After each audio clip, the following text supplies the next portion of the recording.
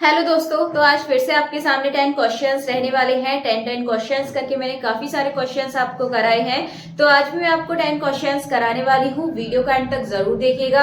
अच्छी लगती है तो प्लीज ज्यादा से ज्यादा लाइक कमेंट शेयर भी करते रहिएगा, जिससे मैं आगे भी आपके लिए इसी तरीके क्वेश्चंस लेकर आती रहूं। तो चलिए स्टार्ट करते हैं। क्वेश्चन नंबर 1 है आपके सामने, और जो क्वेश्चन नंबर 1 है ये आपको बताना है। आसान क्वेश्चन है कि इसका आंसर क्या होगा। क्वेश्चन है apply Chinese remainder theorem to solve. इसको आपको सॉल्व करना है और बताना है कि इसका जो सही आंसर है वो क्या होगा। ऑप्शंस आपके सामने हैं, चारों में से इसका जो करेक्ट आंसर है आप लोग कमेंट करके बताइएगा। चलिए सेकंड क्वेश्चन की तरफ चलते हैं। सेकंड क्वेश्चन है यूक्लिड्स पोस्टुलेट इज। आपको बताना है जो थर्ड पोस्टुलेट है वो क्या है यूक्लिड का। A terminal line can be produce identify. मतलब ऐसा नहीं है कि ग्रेजुएशन का सिलेबस है तो आपसे इस तरीके के क्वेश्चंस पूछे जा सकते हैं थ्योरी बेस्ड 10th और 12th लेवल के। कुछ नहीं तो 9 से 10 क्वेश्चंस आपसे पूछे जा सकते हैं, जो कि आपके ग्रेजुएशन में भी इनका काम रहता है। तो इसमें जो सही आंसर है आप देखेंगे ये है स्ट्रेट लाइन में be draw from any point to any other point, या फिर right angles are equal to one another, या फिर a circle can be draw with any centre any radius. तो इसका जो सही ऑप्शन है ये हो जाएगा आपका ऑप्शन नंबर डी।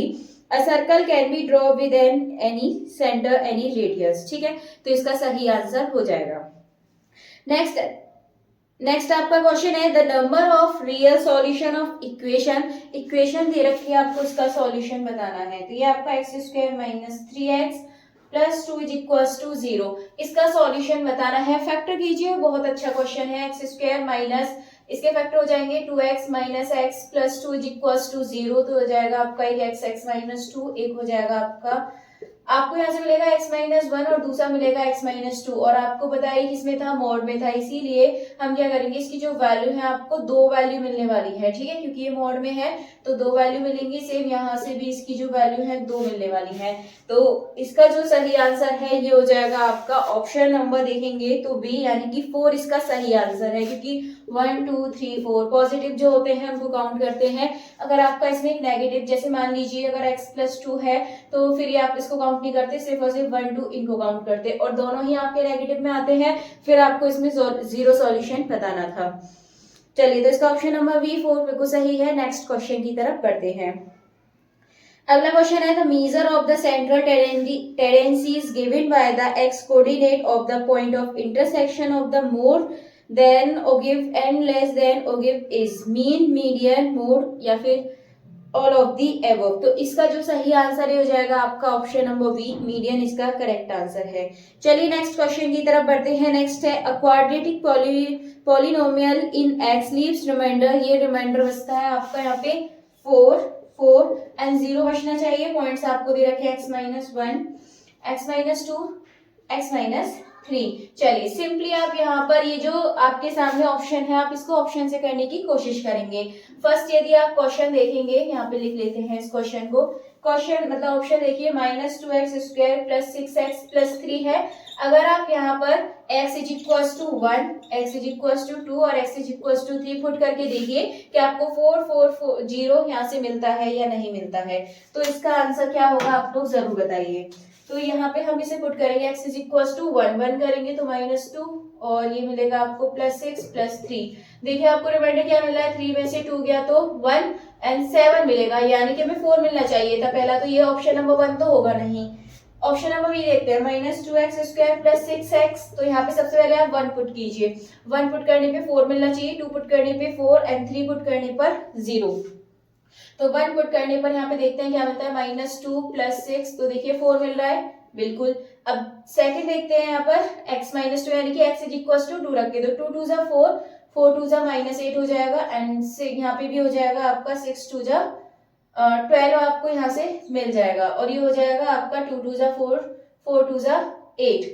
ये आपका यहाँ पर रहने वाला है, माइनस का है, और ये आपका प्लस का है। तो यहाँ से भी आपको क्या मिल जाएगा, 4 मिलने वाला है। ये भी बिल्कुल सही है।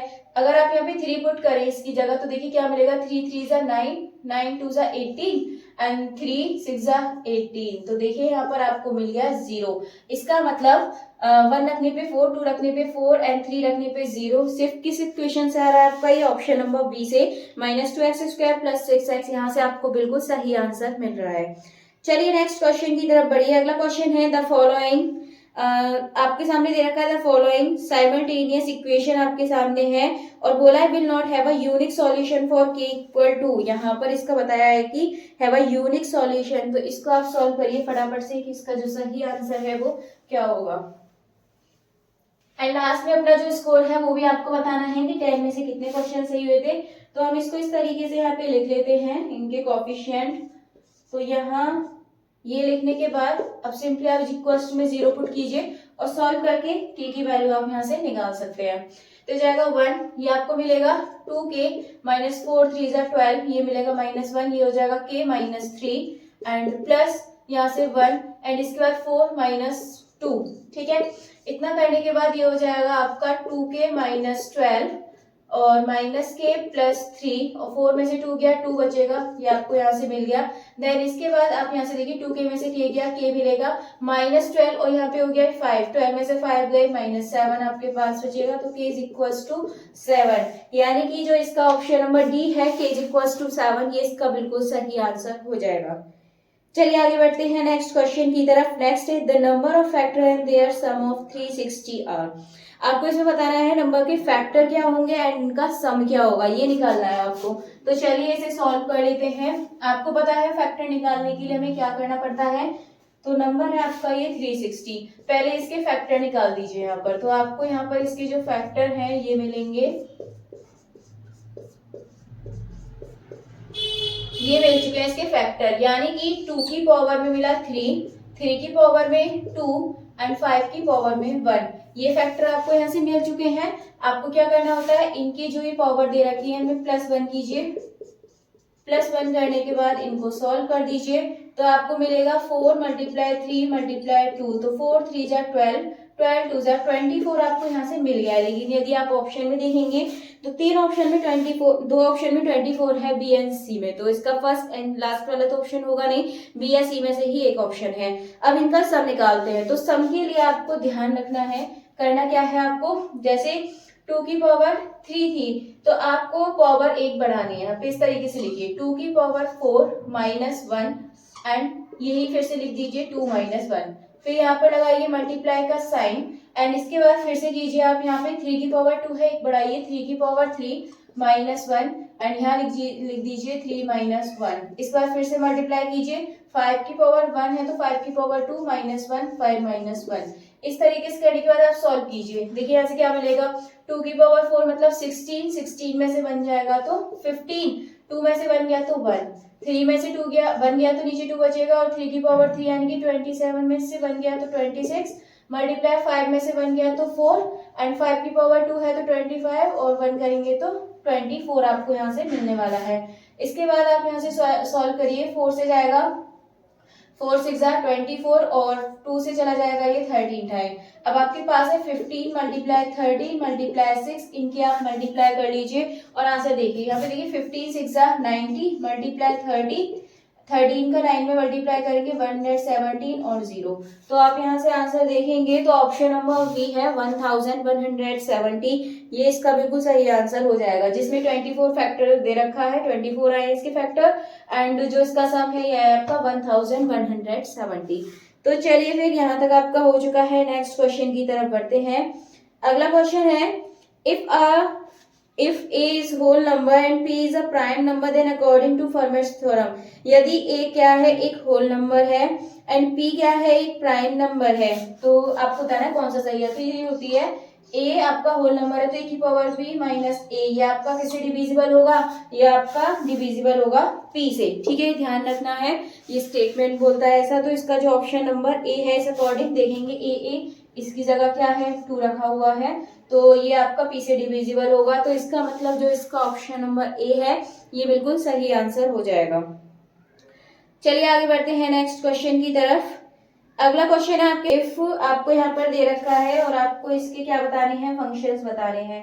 तो आपको ये दे रखा है, इसके निकाल दीजिए फटाफट से क्या इसके आने वाले हैं।